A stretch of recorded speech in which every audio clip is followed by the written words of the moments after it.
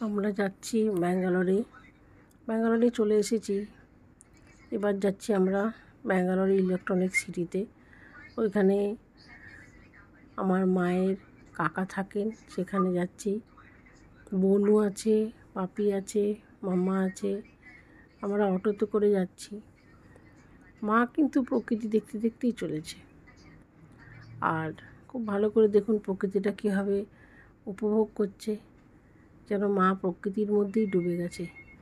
আর এই হাওয়াতে চুলগুলো উড়ছে, মুখের সামনে পড়ছে, মাকে একটু অন্যই রকম লাগছে দেখতে।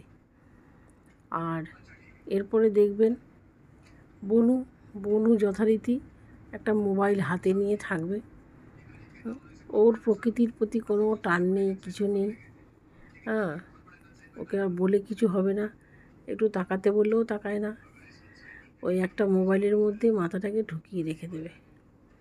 বাপি নিজের মনের মতো সেই অটোটার সাইডে বসে থাকবে আর দেখতে দেখতে যাচ্ছে, এদিক ওদিকে তাকাবে না, কিছু না।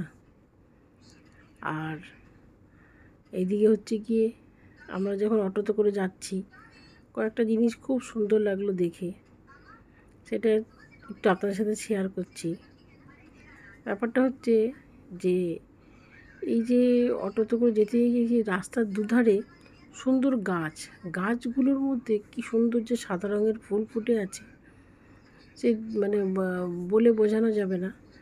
পরে জানতে পারলাম ওই অত ভর্তি সাদা ফুল যে ফুটে আছে, সেগুলো আসলে হচ্ছে গিয়ে আমন গাছের ফুল। যাই হোক, একটু দয়া করলে একটু ভাবলাম, আপনি তো ব্যস্ত,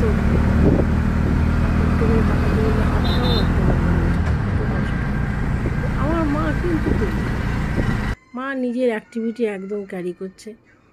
আস্তে আস্তে পৌঁছে গেলাম সেই গন্তব্যস্থল ইলেকট্রনিক সিটি। বড় বড় বিশাল বিশাল বিল্ডিং, এটা দেখতে গেলাম। এটা হচ্ছে মায়ের কাকার বাড়ি, সেখানে গিয়েছিলাম। এটা একটা নতুন ভিডিও, নতুন অভিজ্ঞতা।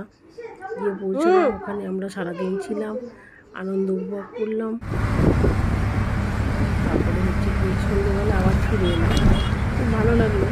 সবথেকে ভালো লেগেছে ওই সাদা ফুলগুলো রাস্তায় যেতে, পূর্ব ফুলের কালার আর সুন্দর।